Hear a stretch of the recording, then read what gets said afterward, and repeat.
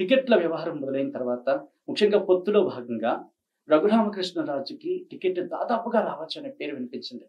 ముఖ్యంగా first list లోనే ఉంటుందేమో అనుకున్న మాట వినిపించిన పరిస్థితి. కానీ ఎక్కడ కూడా ఆయనకి టికెట్ దక్కని పరిస్థితి. మీరు ఎలా చూస్తారండి? అంటే ఇప్పుడు ఆయన నేను చూసేది ఏముండదు. ఆయన చూడాలి కదా!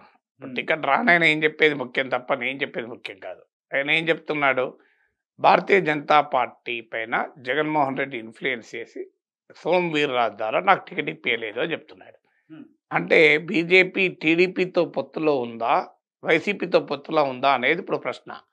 వైసీపీకి వ్యతిరేకంగా పోరాడుతున్నామని ఒకవైపు బీజేపీ చెప్తుంటే, మరోవైపు రఘురామకృష్ణరాజు ఏమంటున్నారంటే జగన్ ప్రభావంతోని అది కూడా సోము వీర్రాజు ద్వారా వైసీపీ నాకు టికెట్ రాకుండా చేసింది అని ఆయన ఆరోపణ. హ్మ్. అది ఎంత నిజమా అనేది తర్వాత సంగతి. ఆయన ఆరోపణ అది. సో భారతీయ జనతా పార్టీ కన్విన్సింగ్‌గా ఎందుకు ఇవ్వలేదు అనేది బీజేపీ, టీడీపీ చెప్పలేకపోతుంది. హ్మ్. ఎందుకంటే ఈ కూటమి జగన్‌ను ఓడించడమే తమ లక్ష్యము. జగన్ సంగతి తేలుస్తాం అని కూటమి కట్టారు. రఘురామకృష్ణరాజు జగన్‌కు వ్యతిరేకంగా చాలా కాలంగా ఆయన ఒక పెద్ద క్యాంపెయిన్ నడుపుతున్నాడు వైసీపీలో రిబెల్ ఎంపీగా ఉండి. హ్మ్. అందువల్ల జగన్ వ్యతిరేక వాయిస్‌గా ఉన్న వ్యక్తి, జగన్ వ్యతిరేక పోరాటం మాటల ద్వారానైనా చేస్తున్న వ్యక్తికి సహజంగానే టికెట్ ఇవ్వాలి.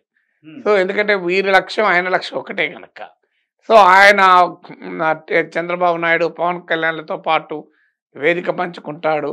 ఆయనే ప్రకటించుకున్నాడు కూడా నరసాపురంలో నేనే క్యాండిడేట్ అని. హ్మ్. కానీ టికెట్ రాలేదు. టికెట్ ఎందుకు రాలేదు అంటే బీజేపీ చెప్పే కారణమేమో చాలా విచిత్రంగా ఉంది. బీజేపీ ఏమంటుందంటే మా పార్టీ సభ్యుడు కాదు కదా! మాకేం సంబంధం అంటున్నారు. హ్మ్. పార్టీ సభ్యుడు కాకపోయినందుకు టికెట్ ఇవ్వకపోవడం అనే సమస్య లేదు. ఎందుకంటే చాలామందిని పార్టీలో చేర్చుకొని సమయానికి చేర్చుకొని టికెట్లు ఇచ్చారు. ఇప్పుడు తెలంగాణలో బీబీ పాటిల్, నగేష్, సీతారాం నాయక్, భరత్ ఇది చాలా పెద్ద లిస్ట్. బీజేపీ వాళ్ళు సమయానికి చేర్చుకొని మాధవిలత. హ్మ్. సో ఈవెన్ ఆంధ్రప్రదేశ్‌లో వరప్రసాద్ ఇలా సమయానికి పార్టీలో చేర్చుకొని బోలెడు మందికి టికెట్లు ఇచ్చారు. గతంలో ఇచ్చారు. ఇప్పుడు ఇస్తున్నారు.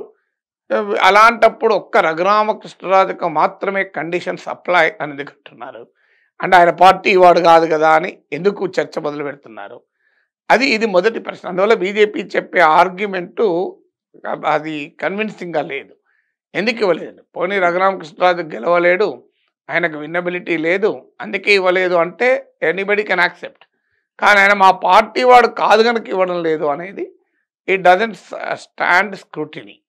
ఇక రెండవ క్వెషన్ ఏమొస్తుందంటే, పోనీ బీజేపీ ఇవ్వలేదు. బీజేపీ పైనంటే జగన్ ప్రభావం ఉంది అనుకుందాం. హ్మ్. ఆర్గ్యుమెంట్ సేకేనా అనుకుందాం. అలాంటప్పుడు మరి తెలుగుదేశం ఎందుకు బీజేపీకి ఆ టికెట్ ఇచ్చింది? బీజేపీకి నరసాపురం టికెట్‌ను కేటాయించే సమయంలో టీడీపీ, బీజేపీ, జనసేనల మధ్య హ్మ్. రఘురామకృష్ణరాజు ప్రస్తావన రాలేదా? చర్చ జరగలేదా? మరి కృష్ణరాజు అనే అతను ఉన్నాడు. అతను కంపల్సరీగా టికెట్ ఇవ్వాలి. మీ పార్టీ తరఫున ఆయనకి ఇస్తానంటే ఈ సీటు మీకు కేటాయిస్తాం. లేదంటే మీరు ఇంకో సీట్ చూసుకోండి. మా టీడీపీ తరఫునైనా రఘురామకృష్ణరాజు పోటీలో ఉంటాడు అని చెప్పొచ్చు కదా! ఎందుకు చెప్పలేదు? హ్మ్. టీడీపీ అయినా అంటే మరి చంద్రబాబు నాయుడు పైన కూడా జగన్ ప్రభావం ఉందా? అంటే చంద్రబాబు నాయుడును కూడా జగనే శాసిస్తున్నాడా? అంటే ఇప్పుడు టీడీపీ, బీజేపీలో ఏ స్థానము ఏ పార్టీకి దక్కాలి? హ్మ్. ఏ స్థానంలో ఎవరు పోటీ చేయాలి? అంతా జగన్ మాయేనా? అంటే టీడీపీ, బీజేపీ, జనసేన కూటమికి కూడా జగన్ మాయలోనే ఉండిపోయిందా? ఇలాంటి క్వెషన్స్ అనేది సీరియస్‌గా రైజ్ అవుతున్నాయి. హ్మ్. దానికి తోడు రఘురామకృష్ణరాజుకి ఇవ్వకపోవడం పైన బీజేపీ, టీడీపీల మధ్యన అనుమానాలు మొదలయ్యాయి. ఇప్పుడు తాజాగా రఘురామకృష్ణరాజు హ్మ్. నేను ఇండిపెండెంట్‌గా పోటీ చేస్తాను అంటూ టీడీపీపై కూడా ఆయన విమర్శలు మొదలుపెట్టాడు. మొదట్లో ఆయన వైసీపీ, జగన్ ప్రభావము బీజేపీని ప్రస్తావించారు. ఇప్పుడు తాజాగా ఆయన టీడీపీపై కూడా ఆయన విమర్శలు మొదలుపెట్టారు. హ్మ్. సో అందువల్ల రఘురామకృష్ణరాజు ఎపిసోడ్ అనేది అది బాహుబలి సినిమాలో కట్టప్ప బాహుబలిని ఎందుకు చంపాడు అన్నట్లు అయిపోయింది. రఘురామకృష్ణరాజుకి ఎందుకు సీట్ ఇవ్వలేదు అన్నది.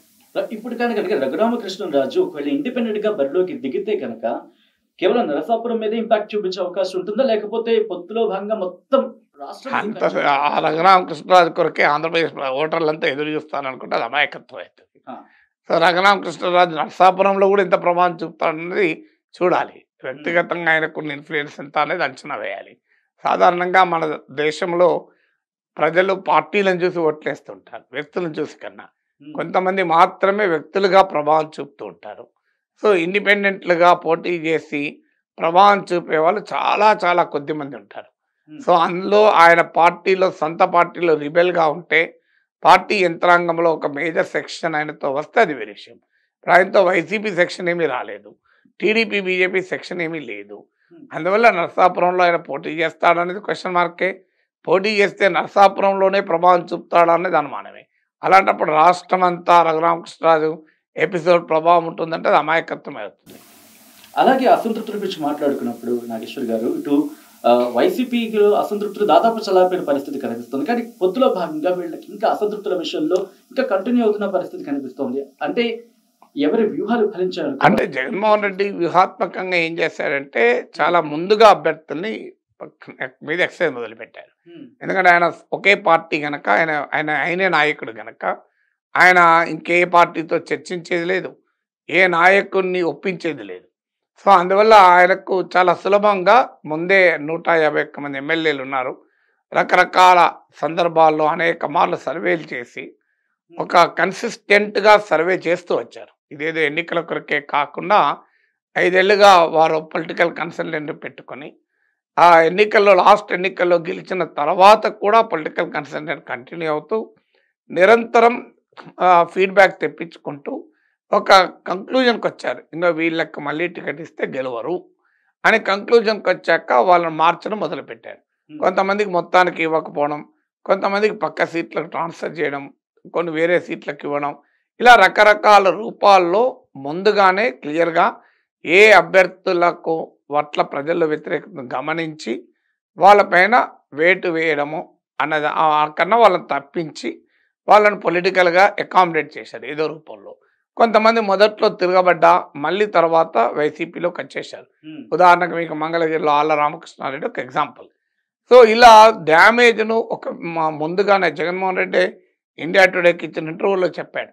మేము ముందుగానే ఎక్సైజ్ మొదలు పెట్టడం వల్ల అనివార్యంగా కొంత అసంతృప్తి ఉంటుంది. రాజకీయాల్లో ఉన్న వాళ్ళు ఎన్నికల్లో గెలవాలని, ఎన్నికల్లో పోటీ చేయాలనేది వాళ్ళ లక్ష్యంగా ఉంటుంది. సీట్ రానప్పుడు అసంతృప్తి అనివార్యంగా ఉంటుంది. ఆ అసంతృప్తిని బయటపడటానికి, ఆ అసంతృప్తిని తగ్గించుకోవటానికి సమయం ఉంటుంది. అందుకే ఆ ఎక్సైజ్ ముందు పెట్టడం జగన్మోహన్ రెడ్డికి అడ్వాంటేజ్ అయింది. అప్పుడు టీడీపీ, బీజేపీ, జనసేన కూటమి ఏర్పడలేదు, టికెట్ల సంగతి ఎక్కడిది. సో అందువల్ల వారు అప్పుడు ఎద్దేవా చేసుకుంటూ వచ్చారు. సో టీడీపీ అనుకూల మీడియాలో కూడా పతాక శీర్షికలు వేశారు. వైసీపీ గందరగోళం అయిపోతుంది, ఒక బీసీ ఎంపీకి టికెట్ రాకపోతే బీసీలకు అన్యాయం చేశారు, ఒక ఎస్సీ ఎమ్మెల్యే టికెట్ రాకపోతే ఎస్సీలకు అన్యాయం చేశారు, ఇలా సామాజిక వర్గాలను అణచివేస్తున్నారు అని మొదలుపెట్టారు. సో ఈ మొదలుపెట్టిన తర్వాత అది కూడా ఆర్గ్యుమెంట్కు బేస్ లేదు. కర్నూలు ఎంపీ పోతే బీసీకి అన్యాయం అయిందని, ఓ చిత్తూరు ఎమ్మెల్యే పోతే ఎస్సీకి అన్యాయం చేశారని.